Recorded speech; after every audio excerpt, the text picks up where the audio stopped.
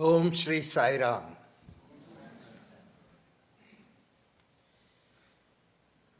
Respected brothers and sisters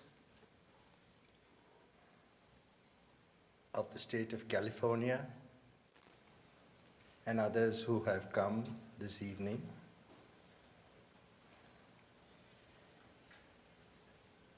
It is my great privilege to be with you here this afternoon. For this unique gift, I humbly bow at the lotus feet of our beloved Bhagwan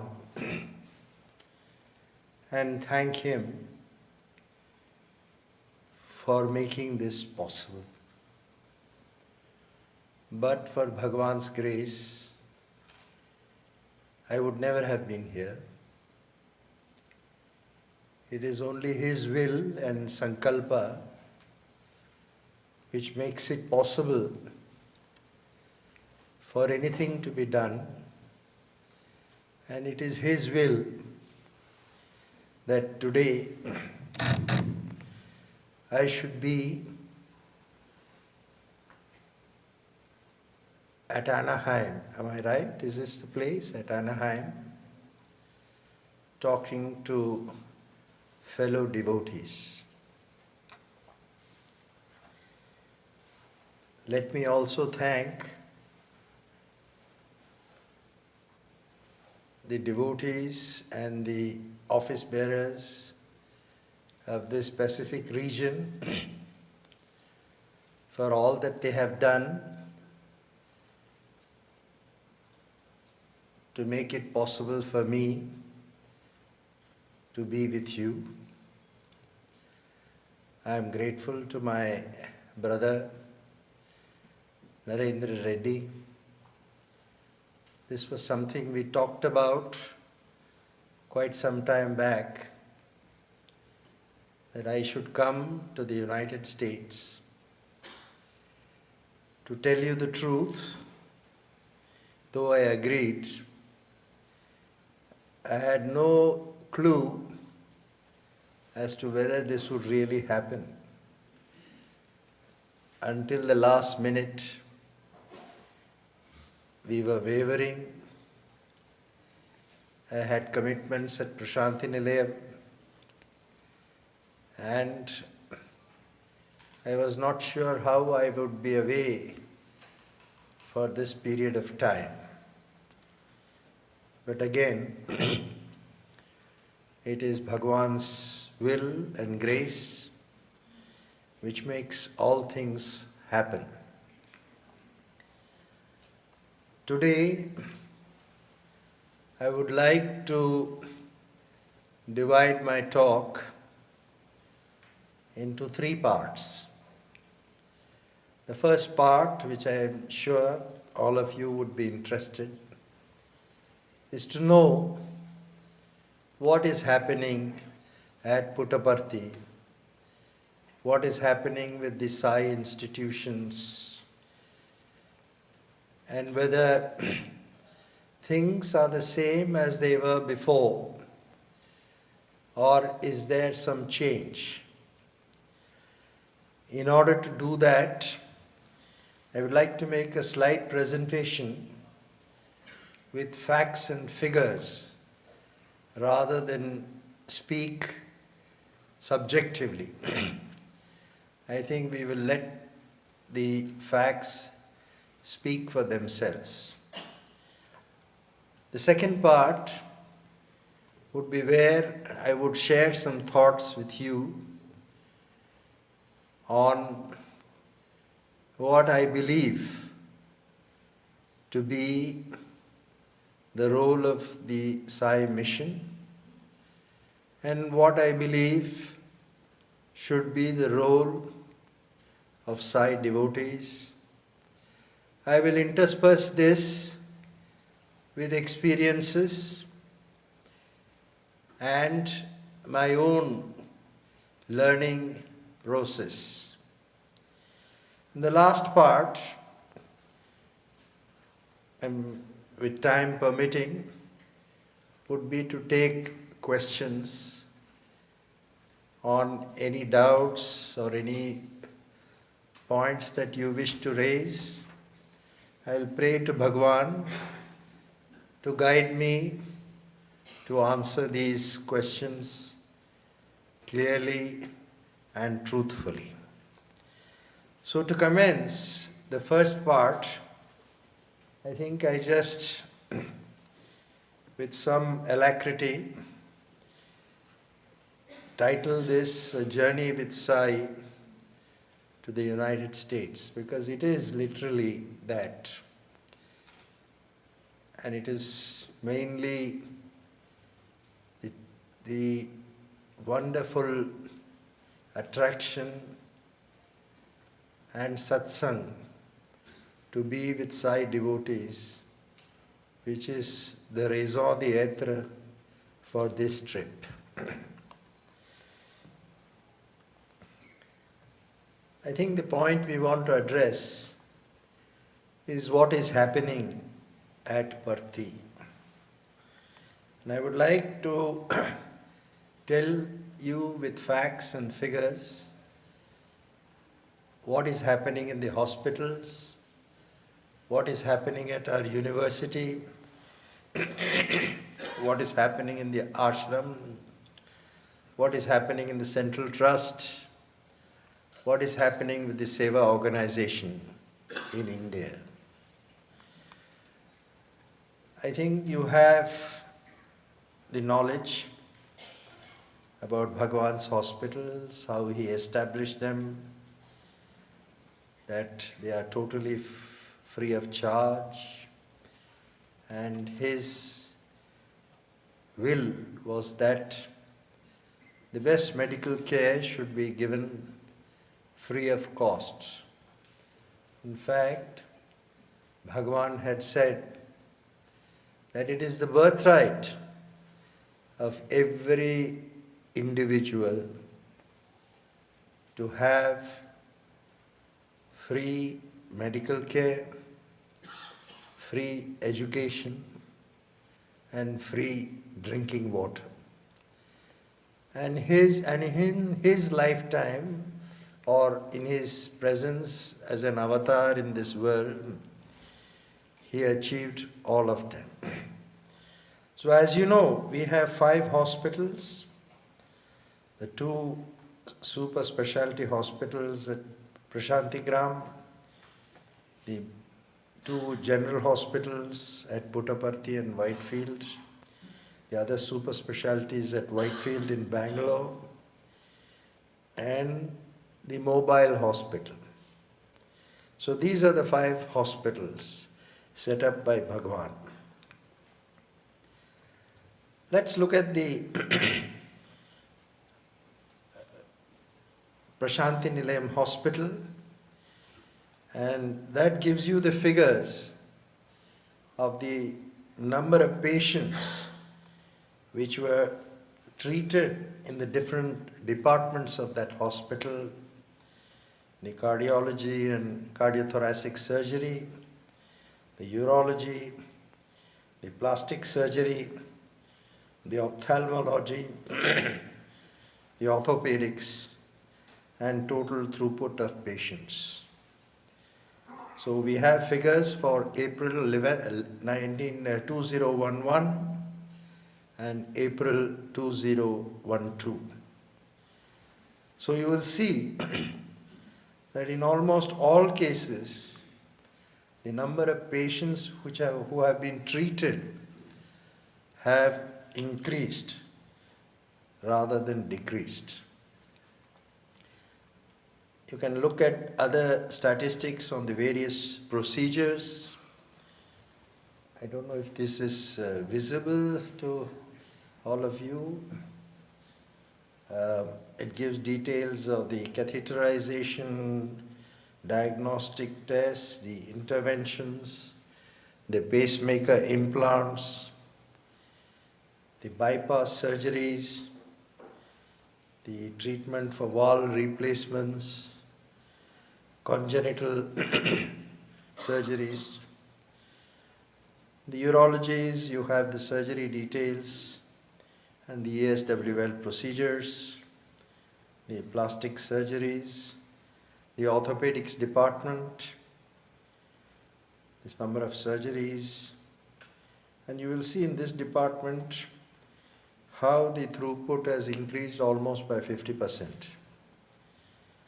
We also have details for the ophthalmology and the endoscopy. And you can see that the treatment is given with love and good cheer. If we now go to the hospital at Whitefield, the super speciality, again you have the statistics for the period April, May, June of 2011 versus April, May, June of 2012, giving the details of the number of patients treated, the number of surgeries performed, and here we have the neurosurgery and neurophysical department, neurology departments, and you can see that the number of surgeries compared to last year is almost the same. There is no reduction at all. Even pediatric surgeries are done in this hospital. And this lady, you can make out by her dress, has come from one of the poor villages of Maharashtra. If you look at the general hospital, you can see that the throughput is increasing very steadily. In fact, one of the major tasks which is facing us now is the expansion of the general hospital at Prashanthi Nilayam. Because as you know, this hospital is the main center in the surrounding rural areas where patients can get quality care, especially for deliveries, gynecological cases, and the number of patients is rising dramatically. And we now are working on increasing the facilities and also the medical staff at this hospital. This was the very first hospital that Bhagwan had established. This is a happy mother with a newly born child, and this hospital predominantly serves the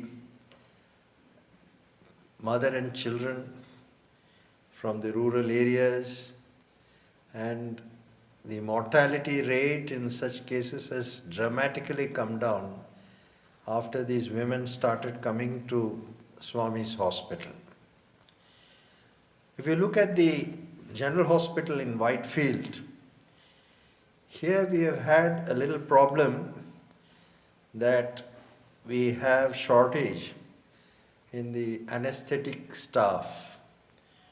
We are looking to correct this situation, and also we face problems on, if those of you who have come to Whitefield would know that the highway there is being widened and part of the hospital is under threat of being acquired for the expansion of the highway.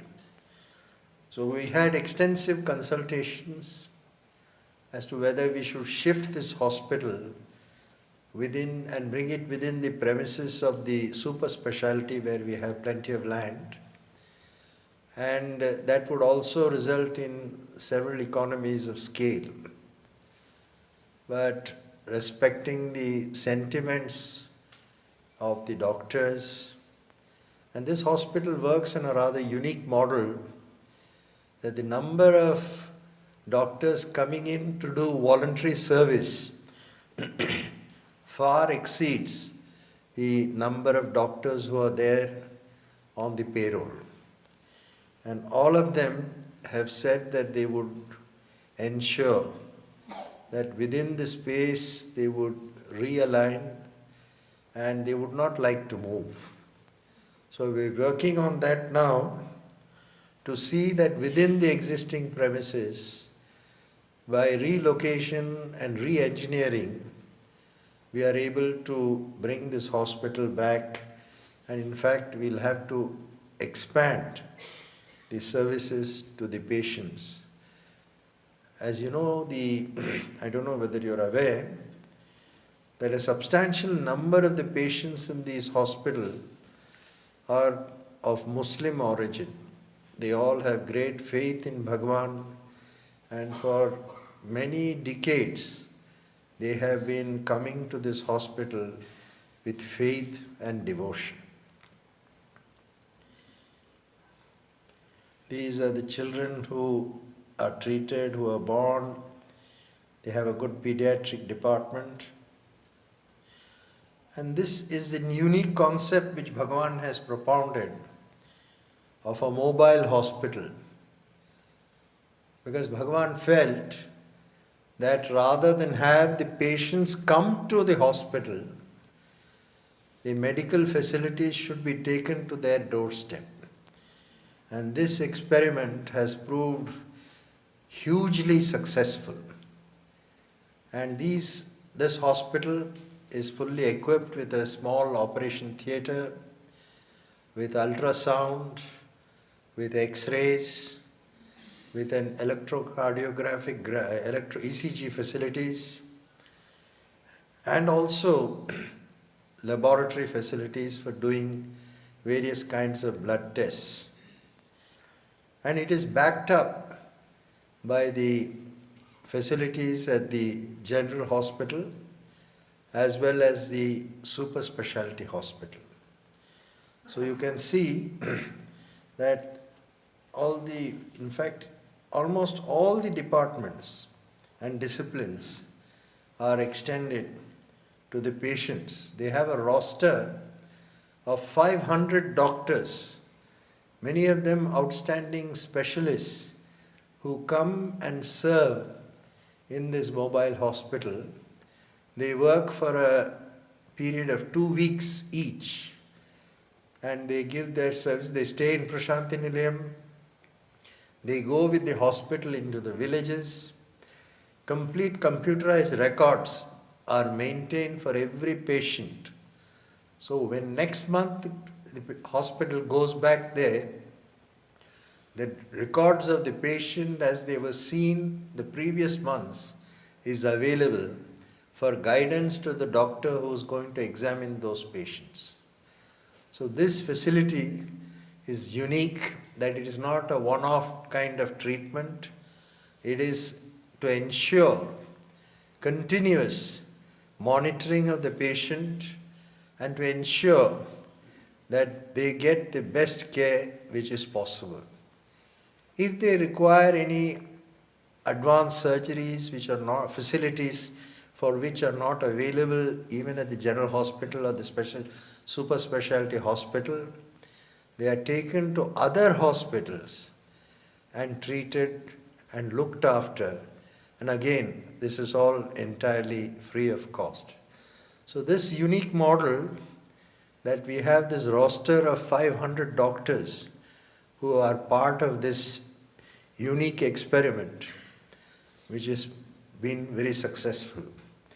We are now in the process of expanding this concept to other parts of India. The mobile ambulances, the state of Maharashtra, 36 ambulances are now on duty. They again have the backup of nursing homes, private hospitals, who have signed up as part of the Sai Medicare system.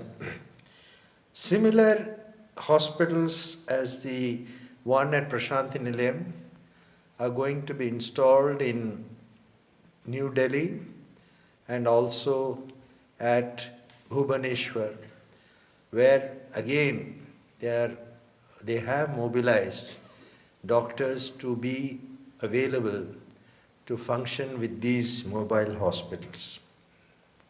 So you can get an idea of the number of patients. In most cases, they are steadily increasing.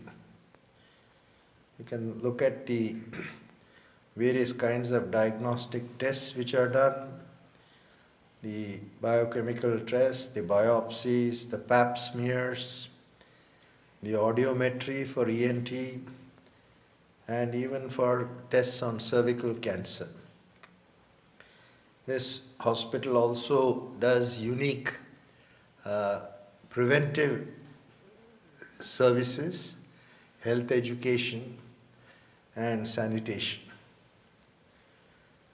You can see the number of patients who are monitored, counseled, and given medicine for hypertension, diabetes, epilepsy, heart disease, and asthma, thyroid disease, etc. All these are being treated. You can get some idea of the pictures of the actual treatment process. And it's a veritable hospital which is set up at every location where this mobile hospital goes. You can, as far as the expansion of the hospital, we are planning a capital expenditure of $8 million for new equipment and replacement of previous generation equipment. We also now plan to set up the MRI, that is a magnetic resonance imaging, at Prashanti Nilayam also. It is there already at Whitefield, where it forms an intrinsic part of our neurology and neurosurgery department. But the one at Prashanti Gram will serve as an important diagnostic tool in many cases, including orthopedics. Greater emphasis is now being placed on academic activities for the hospital staff. They are also planning to host further international conferences, and we are encouraging them to publish papers, and we also are planning to send them on short training programs abroad into the United States, in Europe, etc. We are creating additional accommodation for the doctors and other staff, and we are improving further the patient management systems. We have unique software which enables any doctor to pull up the entire records of the patient at the patient's bedside. So computerized facilities and software have been created. We are trying to expand this and further increase the facilities which will be available. Now let's go to the university. I give you some data of the admissions this year, and you can see for the undergraduates, while there is a reduction in the number of people who were called, the number of people who accepted placement has dramatically increased. It is now 66% of those who were called for interviews. And we have a much better, I would say, cadre of incoming students. The same story is there on postgraduate students, with the rate of people who have come, responded and accepted admission has shot up to 64% of those who were called for interview compared to 50%. What are the strategic initiatives of the university? We had a one-day workshop for the leadership team. The institute has now finalized his vision statement. It is based on this underlying philosophy, which is entirely from the discourses and teachings of Bhagwan. And this, the core purpose, is now the vision statement for the hospital. This vision statement did not exist earlier, but it has now been formulated. There is annual faculty workshops where Bhagwan's guidelines for teachers and scholars have been crystallized. We also have introduced the concept of mentoring for the faculty. What are the outcomes of this kind of workshop? They are reinforcement of Bhagwan's guidelines, so the teachers, especially the younger people who join, are made familiar with Bhagwan's guidelines. And we have also now a formal blueprint for implementation of the mentoring at the university. These are some of the sessions which took place, and then they had group sessions on the various strategic initiatives, and they also made presentations by the faculties. And for the first time, the university itself introduced the summer course, and the unique feature of this course was all presentations were done by the research scholars of the university and the young faculty. And they were all engaging presentations. Study circles were organized, as well as cultural programs. And that's one of the young faculty members making a presentation at this summer course.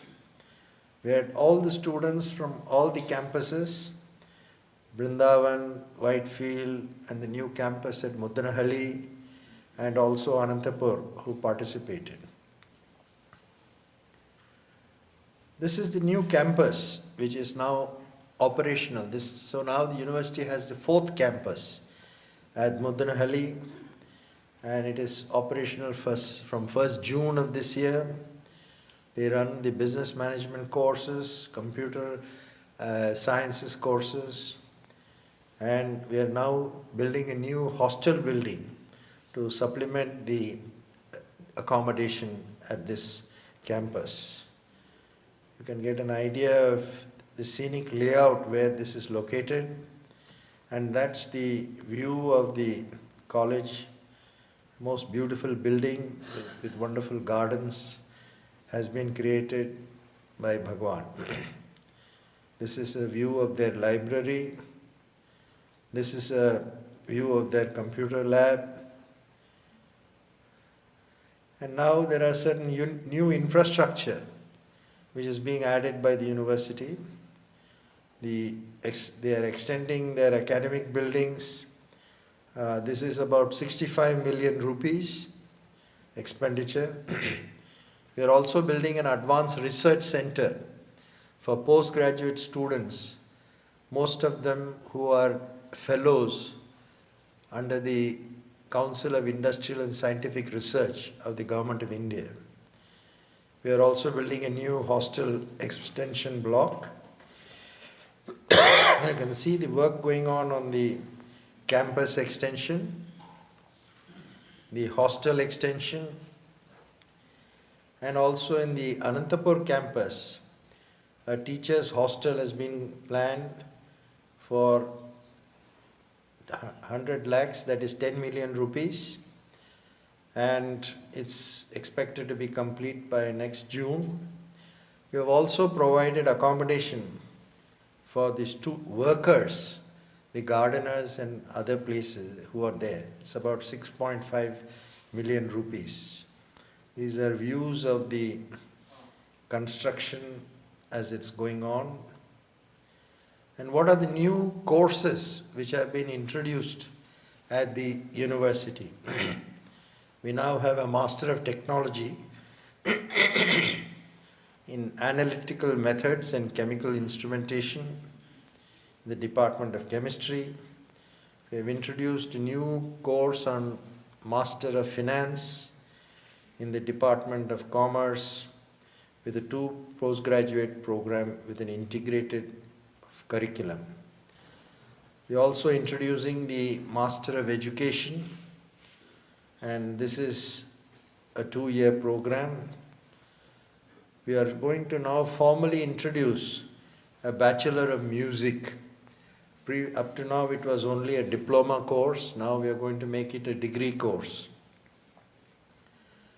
And we have now set up an online question paper scrutiny board which greatly reduces the errors, accelerates and speeds up the correction of exam question papers, and these are all on a virtual server, and the scrutiny is done and all are under secure documentation using a Microsoft word tracking feature.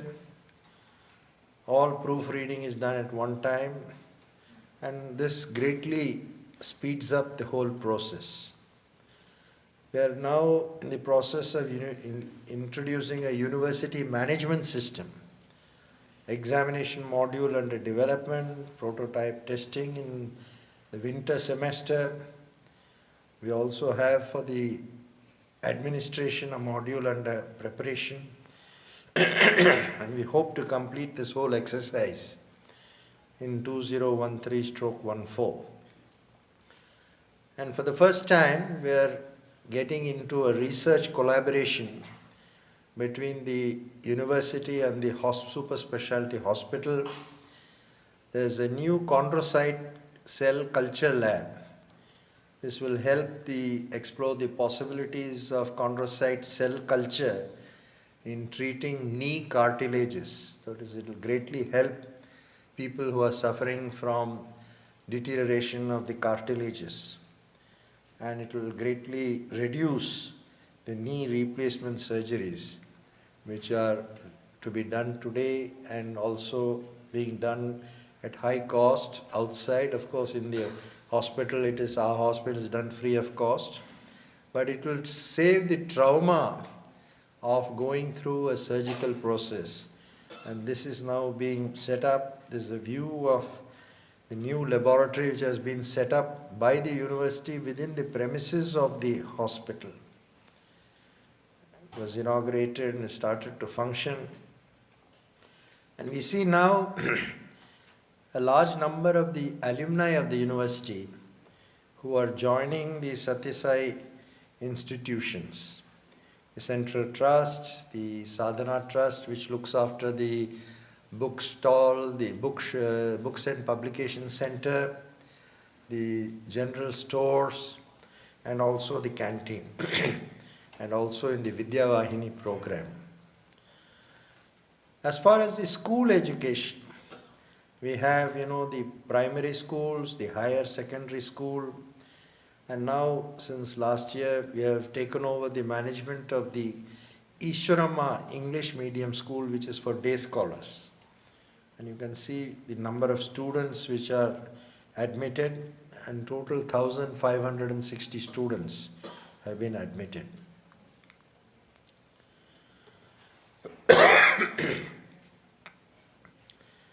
And you can see the results of the Central Board of Secondary Examination of the higher secondary school. The successful percentages are above 96-97%. And how many have passed with distinction, how many have passed with first class, and the number of medal winners, and those who got the top ranks in the All India basis. And you can see some of the reports which appeared that the Puttaparthi school is showing the way. This came in some of the local newspapers. Now we come to the Central Trust. How does it function? As you know, when Bhagwan was physically present, he was the sole trustee, and each and every aspect of functioning was referred to him. Even minor matters, everything were decided by Bhagwan. Now there is a board of 9 trustees in charge of the affairs of the central trusts. They meet 4 times a year. Of this board of trustees, there has been a board of management which is like an executive board with 5 trustees which meets twice a month to deal with all matters, and those which require important decisions go back up to the board of trustees, to the full board for their approval.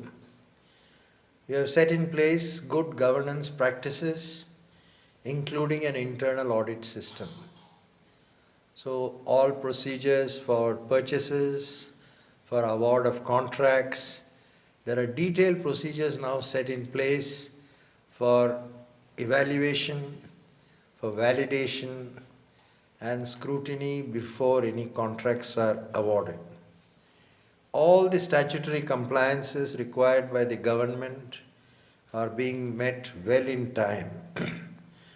The annual report of the trust was published for the first time last November, as all of you know, and this year also it will be brought out by the birthday. What are the new initiatives planned by the Central Trust? We propose to take up a drinking water project. As you know, Swami had provided drinking water to 750 villages in the Anantapur district. There are some residual villages, and we intend to extend the existing drinking water projects to cover another 118 villages. We are also planning to construct 300 houses in Orissa for the flood affected. Bhagwan had constructed 700 houses, and it was at that time the planning was for 1,000, so the remaining 300 will also become taken up. The procedure of financial assistance to the Sai schools, there are 99 Sai schools in India, started by devotees at various periods of time. Today they have over 50,000 students in these Sai schools. So the Central Trust is extending financial assistance for the improvement of the infrastructure of these schools. We are also extending assistance for teacher training programs and also assistance to water purification schemes in villages all over India. And a new hospital will be constructed at Muddanahalli, and the Central Trust is going to extend financial assistance to this. And the archive, which will have all materials of Bhagwan, the valuable documents, letters written by Bhagwan in his own hand, the storage and retrieval and storage of valuable audiovisual media, all that will be done in a state-of-the-art archive with climate control facilities to preserve all these details of his story for posterity. What is happening in the ashram? The modernization of the South Indian canteen. We also plan to start distribution of free food to all devotees who are coming for darshan at Prashanti Nilayam.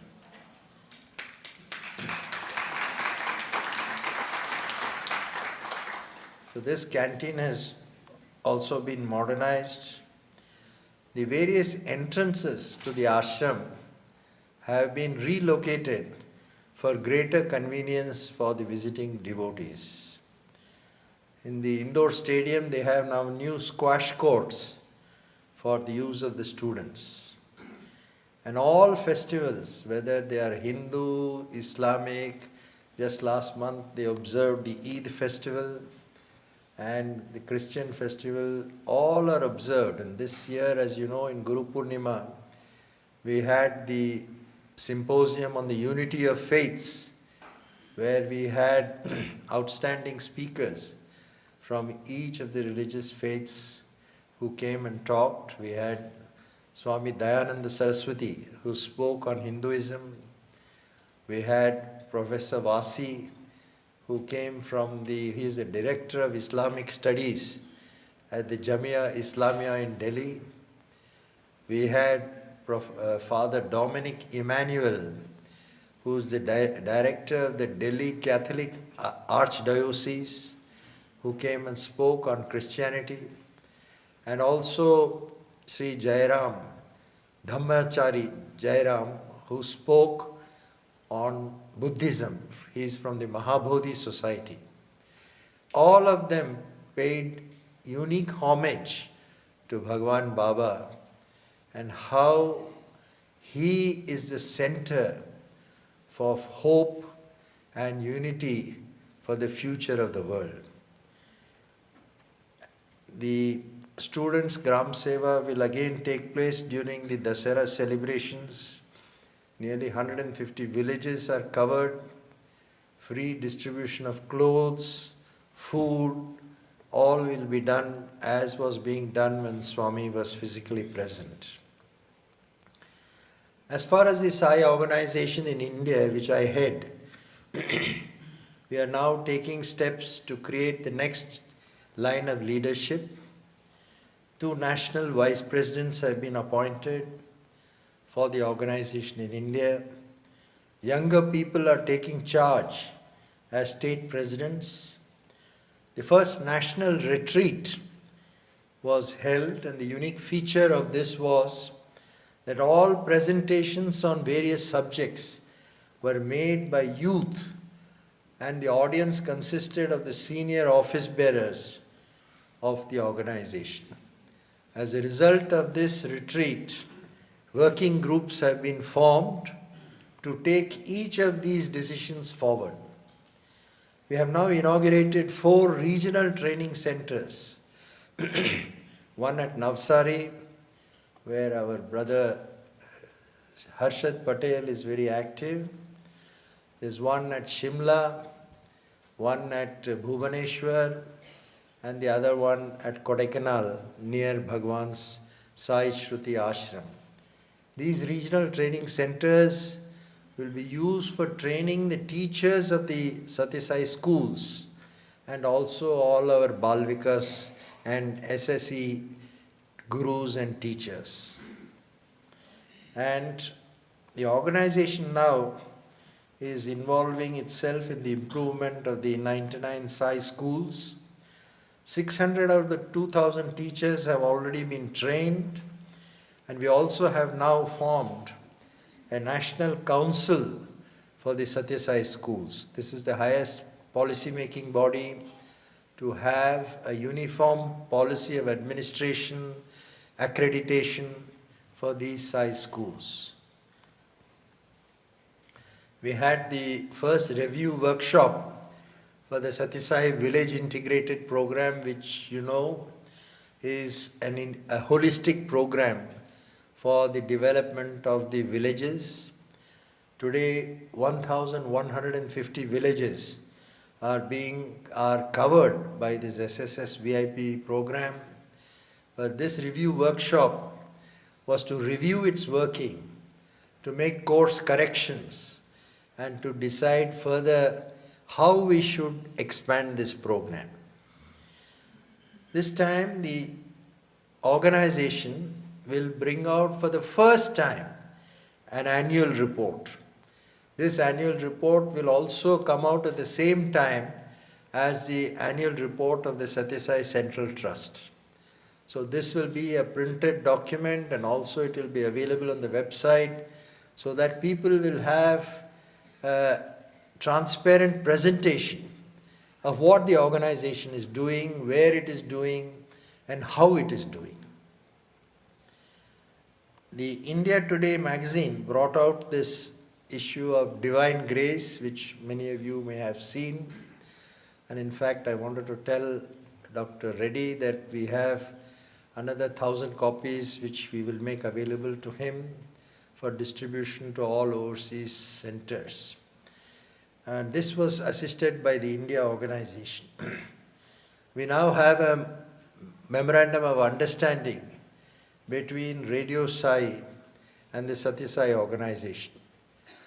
The effect of this memorandum of understanding will be the creation of digital audio-visual studios in different parts of the country, for preparation of programs in different languages, so that there will be a wider dissemination of Swami's teachings. And the organization will celebrate its 50th anniversary in 2015, and we have started our planning, and we need to work with the overseas organization also to observe our golden jubilee. So that is the end of this presentation, which gives you facts and figures of what is happening at Prashanti Nilayam.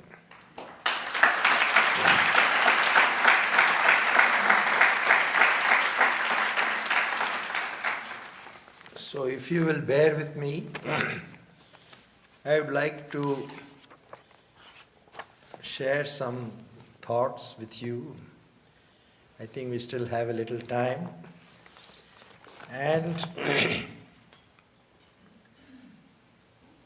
perhaps this is the second purpose for which I have come. When I reflect, as you know, I had the good fortune of being with Bhagwan for over 40 years. But when I reflect on these 40 years now, I feel that this was just a period of preparation. It was a period of preparation for the real work of Sai, which has commenced now. And this is true for each one of us. It is not true just for me, but for every single Sai devotee. The unique privilege that you had of being with him, experiencing his grace, is really a period of preparation. Brothers and sisters, we have to realize that the Sai mission's real work has started now. And Bhagwan has picked each one of us to be a part of it. Nobody could have come to Swami unless he willed it. Each of one of you, please have this confidence that you have been handpicked and you have a role to play. We should have the firm faith, as Brother Narendra said, that Bhagwan is with us as he was before. He knows everything that we do and everything that we think. We must realize that we cannot act or think differently than what we used to do when Swami was physically present. It cannot be different, because Bhagwan is here, he is listening. He is with us on this chair. We must have that faith that he is with us. And as he has said, and which I can confidently vouch for, is that the instances of Bhagwan's guidance, Bhagwan's manifestations are all exploding throughout the world. I think if I were to talk about all that is happening, this session would not be enough. We'll have to sit here for the whole day to be able to get an understanding of what is happening, of Bhagwan's presence in the world. Suffice it to say that he is here, he was with us, he is with us, and he will always be with us. And therefore we must have the same discipline, the same faith, the same attitude towards prayer, and what Bhagwan emphasized, the importance of collective action. Bhagwan really didn't appreciate a lot of individual action. He always felt that people should work together for a project. He used to give this unique example that if you want to eat rice with your hand, all 5 fingers have to work. Just one finger you cannot eat rice. The same way, the importance of collective action. The importance is participation. It is not just the contribution. Participation, working together, adjusting to the opinions and thoughts of others, a tolerance, and a belief that we can achieve more by working together than when working alone. So Bhagwan always emphasized the importance of collective action. He directed us to love and respect each other.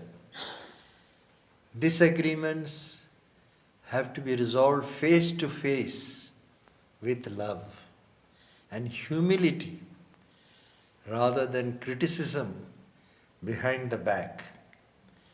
He repeatedly has said that whatever is the question, the answer is love. Bhagwan has demonstrated that there is no power in this world which is stronger than the power of love. How did he achieve all these wonderful things which he did? He did not do any mantra or tantra. He did not do any magic. In fact, I remember when we were looking at the first water project, and at that time Colonel Jogarao used to be with us, and we were looking, because that project was of a substantial financial magnitude. And Bhagwan, just to humor us, said, how are we going to finance all this? So we were all a bit stumped. But Jogarao said, Swami, I have got the solution. Just teach me how to do this and we will solve the whole problem. He was that kind of man, he could make Swami laugh. He could take liberties with Bhagwan, and Swami did laugh. So, in all these projects, how have they been done?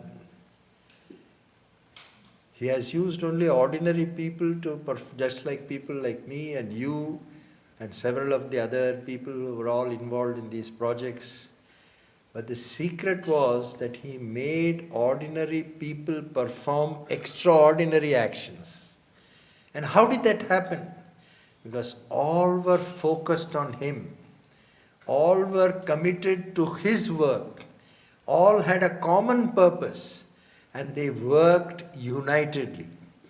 So he proved that ordinary people working together could achieve extraordinary results.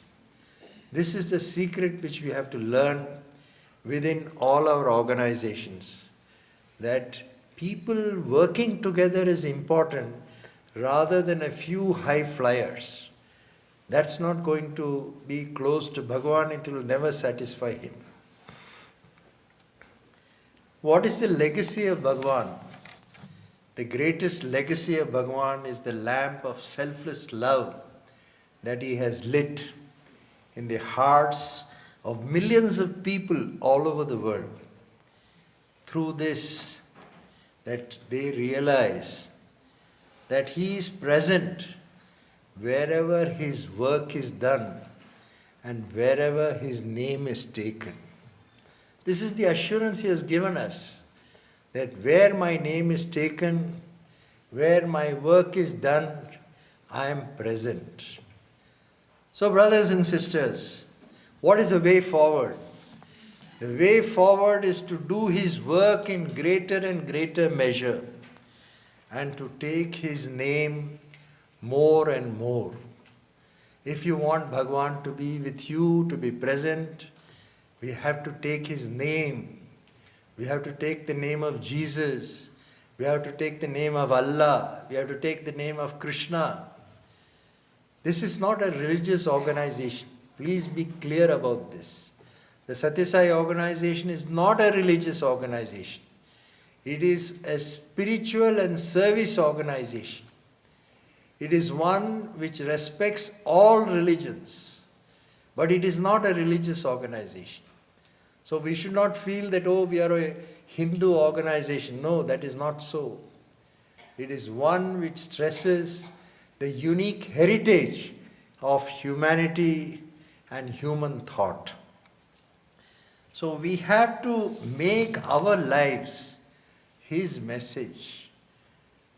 Brother Narendra stressed this point because Bhagwan used to say in the early days, my life is my message. But later he started to say, I want you to be my message. Your life should be my message. He wants our lives to be transformed in order to motivate and inspire others to transform themselves. The world has to see, experience, and be inspired by the way we conduct our lives and understand that this is only possible due to the grace of Bhagwan Sri Sathya Sai Baba. It is not by wearing white dress that we become Sai devotees. It is not by proclaiming loudly, I am a Sai Bhakta, I am a Sai devotees. It is our behavior, our speech, and our actions which will make others to say that these people must be Sai devotees.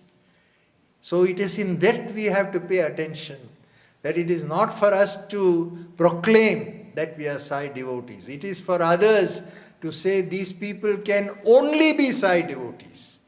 This is something we have to understand. This is the way forward. This morning,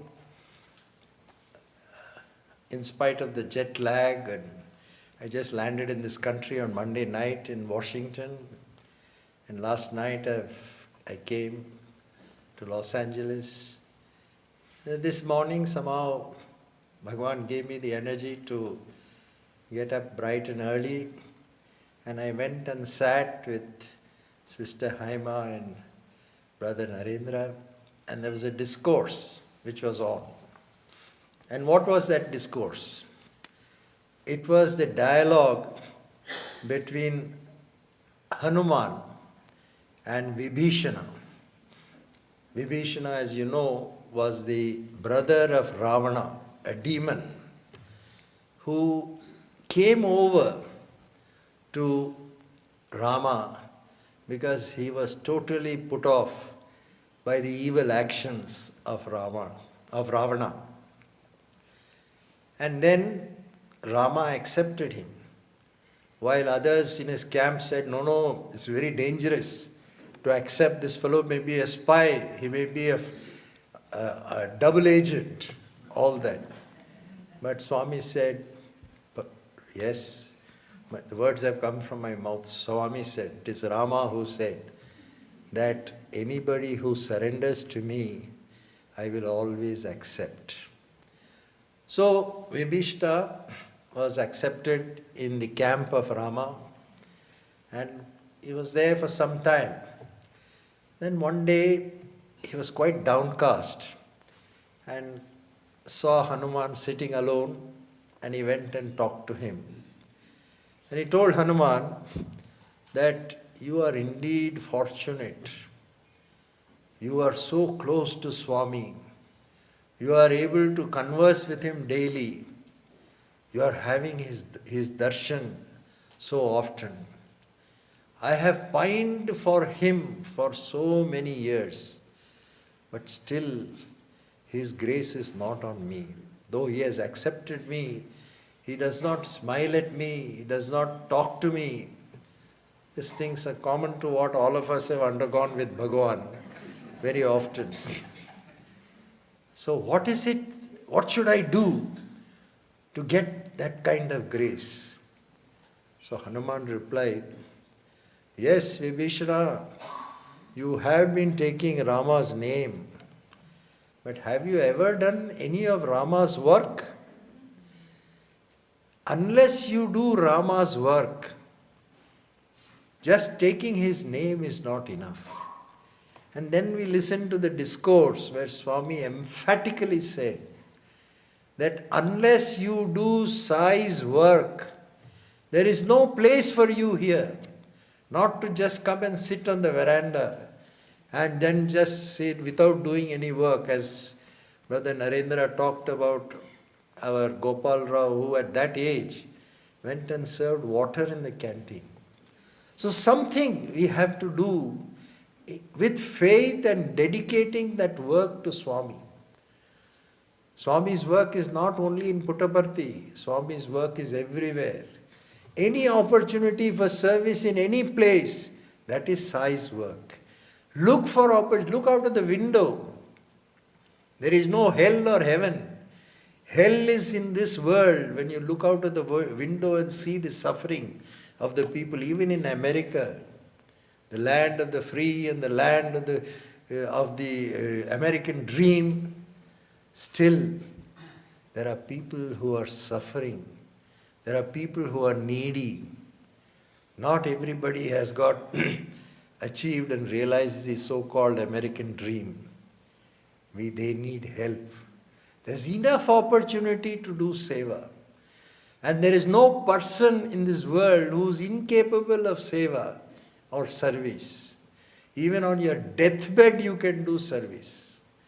And it is a role of the Sathya Sai organization to design programs so that every single devotee who comes to a Sai center, not just the members of the organization, it should design programs for every single devotee who comes to the Sai center to be able to give him an opportunity to do service. Service is not done just by the hands. Service is not done by just writing a big check. Service becomes service only when it is done with love and compassion. So we should realize that any work that we do, which we think is service, qualifies for service only when it is done with love. Just holding an old lady's hand and crossing the road, thinking about what we have got a meeting in the office, thinking about something else that we have to do, that is not service. When you have love and compassion for that lady and then take her across the road and make her happy, not just picking her here and dropping her there, that is not service. It has to be done with love and compassion. Bhagwan stressed this word, compassion, compassion, compassion. Human being is the only one who has been born with this facility of compassion. But it has to be nurtured. It has to be carefully taken care of, allowed to flower and to bloom. And that quality alone will take us closer to Bhagwan. So service must be qualifies as service only when it is done with love and compassion.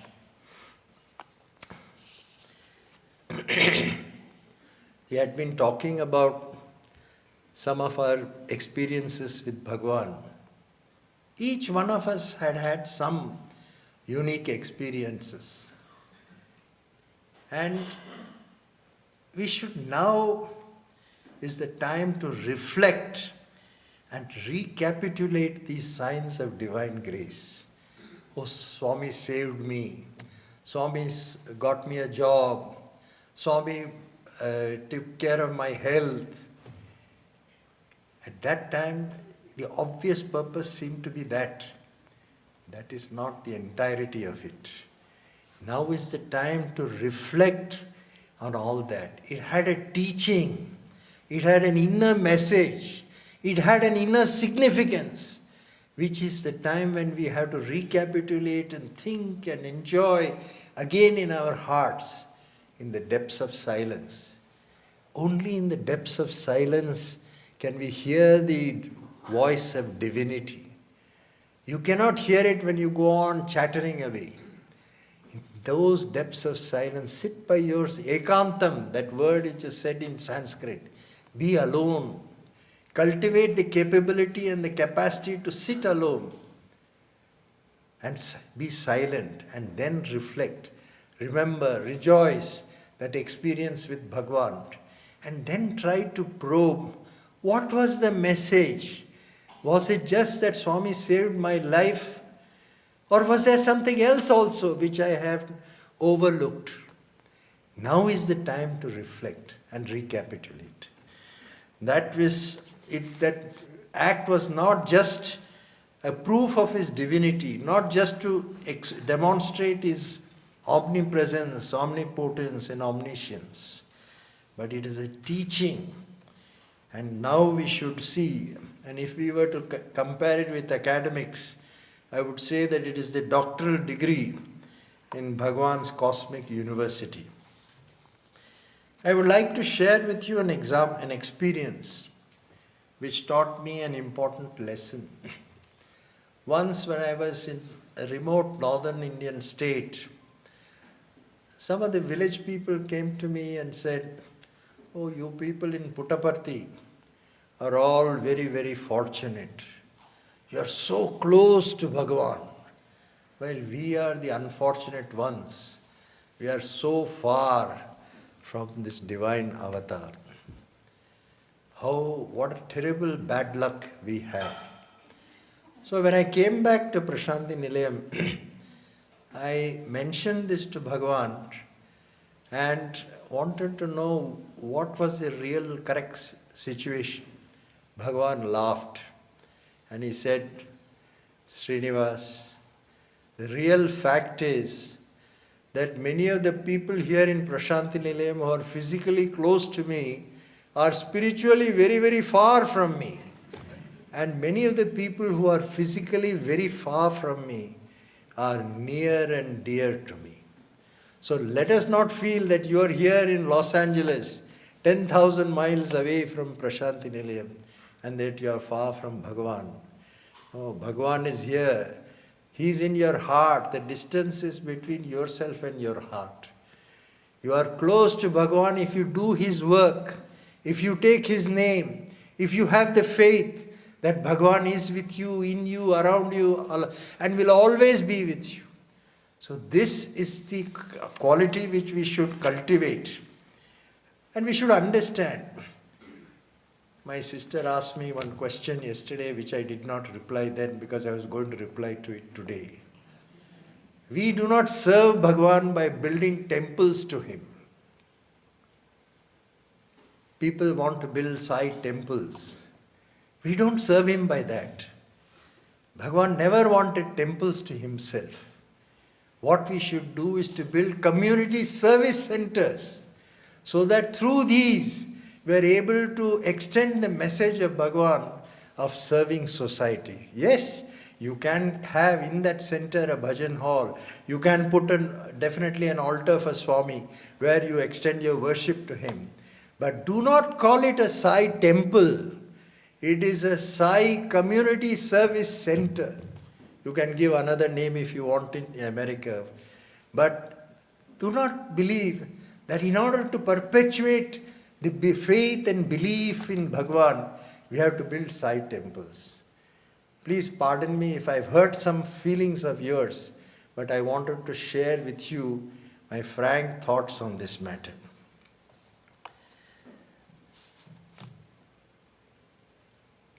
We cannot compromise on the core principles and values that Bhagwan has taught us.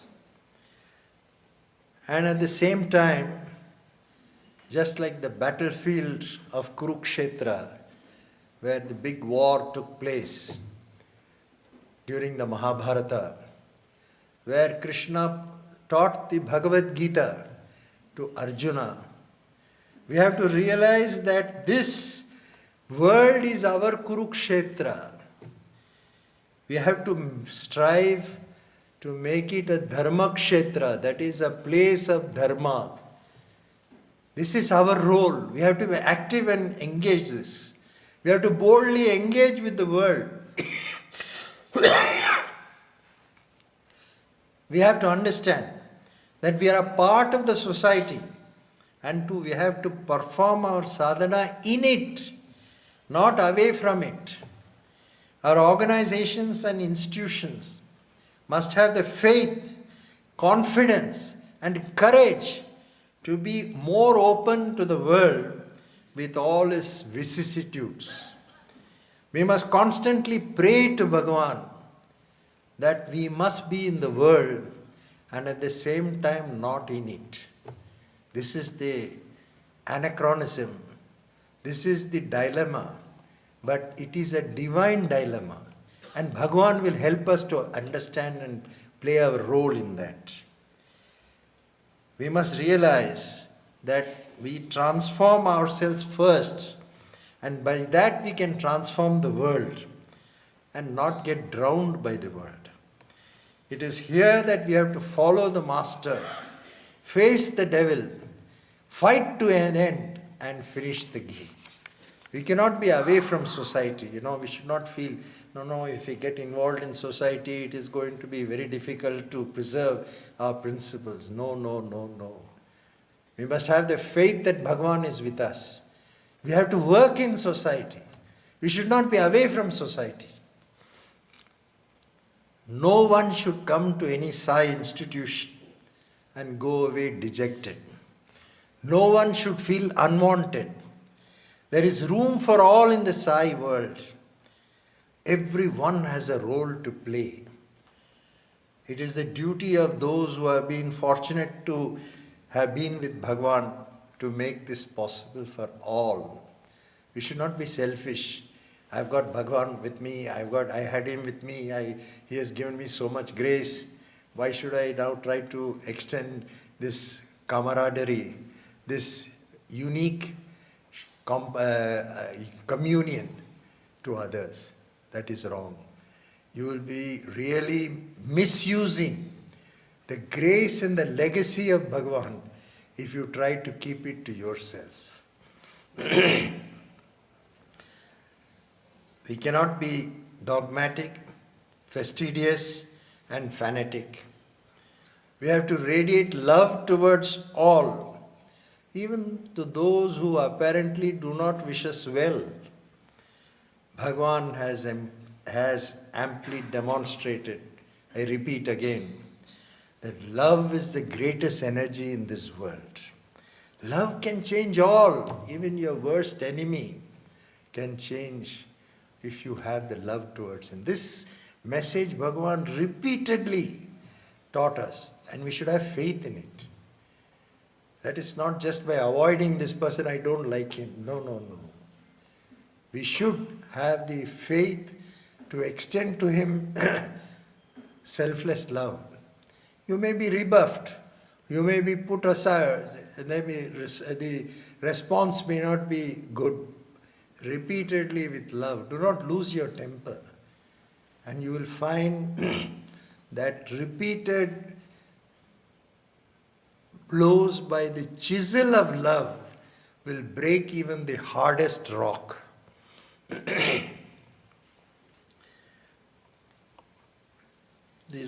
In my opinion, the legacy of Bhagwan has 4 parts. One is the Sai institutions. They will continue as Bhagwan has set them up with adequate corpus. And we are continuing this running of these institutions based on the returns that we get from the investments which are made in nationalized banks and fixed deposits. But we have to understand, brothers and sisters, that each one of us has a responsibility towards these institutions. Bhagwan has created these and given to the humanity. He has made us, he has showered his love and grace on us. So we have now to realize our responsibility that these institutions must be kept running for posterity, not for just 3 years, 4 years, 5 years. They must continue forever. They must be Bhagwan, whatever Bhagwan has done is for eternity, not for just for a few years. So let us realize that whether it is a university, whether it is a hospital, whether it is water projects, Each one has a role to play in that. And we have to see that we feel the responsibility. I must do something to enable that these institutions continue to bloom, to expand, to flourish. We should not say, though, that is something responsibility of the central trust.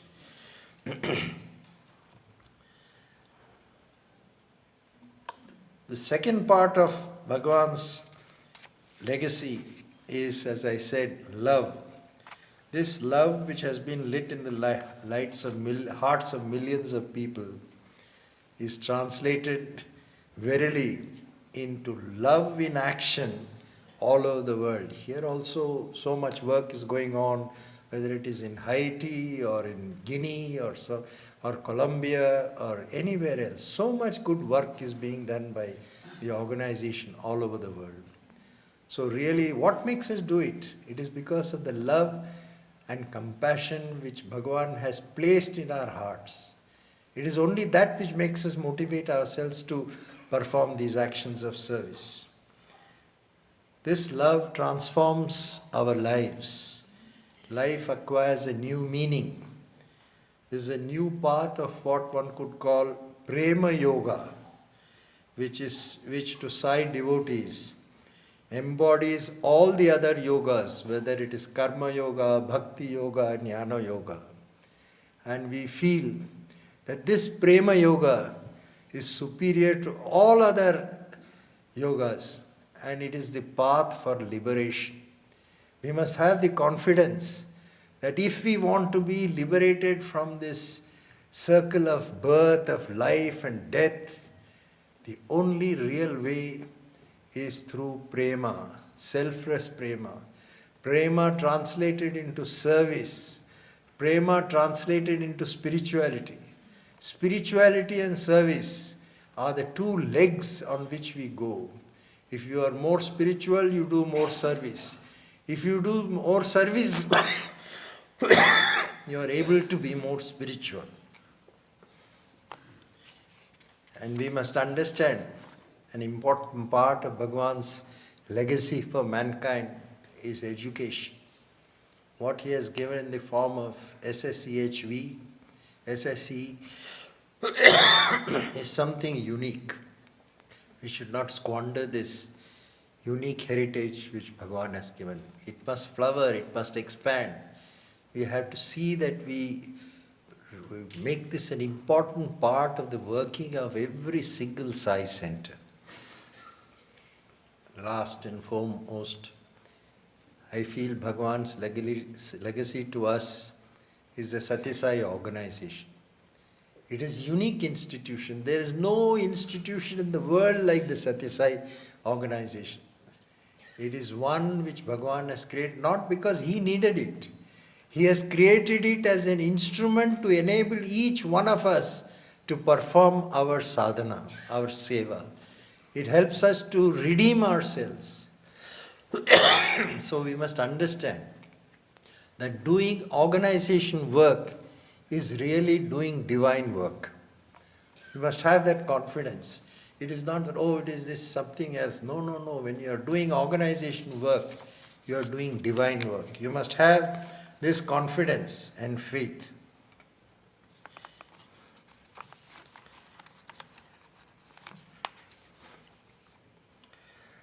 Sometimes a question is now being raised as to what should spiritual aspirants do, because now Bhagwan is physically not there to guide them.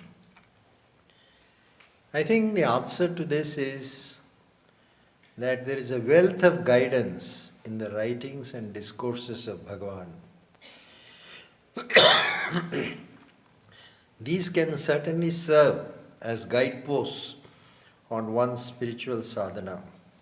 It is necessary to have faith that Bhagwan is with the sadhak and will appropriate, with the sadhak means the spiritual aspirant, and will appropriately guide him at the important point of his or her progress in the spiritual journey. It is important to have patience and dedication rather than look for quick fixes. those whom Baba has taken under his wing, he will never forsake them. They should have the faith and devotion as appropriate for a Sadguru, that is a Guru of Gurus. It is necessary to be on guard now against those who profess to have been endowed with special powers by Bhagwan Baba or having a supernormal relationship with him. Bhagwan had made it clear on several occasions that there are no such persons. There is no spiritual successor to Bhagwan. Bhagwan's connections with his devotee was always one-to-one, heart-to-heart. You don't have to have a connection only through the All India President or through the Chairman of the Prashanti Council. Your connection with Bhagwan is unique, direct, heart-to-heart, one-to-one. You must have that faith. So what is the message for us? Bhagwan's messages are simple. Love all, serve all, help ever, hurt never. These are the two mantras, if you want. And let us realize, there's no such thing as a small service or a big service. There's no such thing. Service is service when the attitude of service with love is there. Be alike to everyone. That was Bhagwan's message. That was the message of Jesus. It is the same message. We pray to Bhagwan, thank him for having made it possible for us to be his devotees, and for his guidance, grace, and compassion to be always with us. Jai Sai Ram.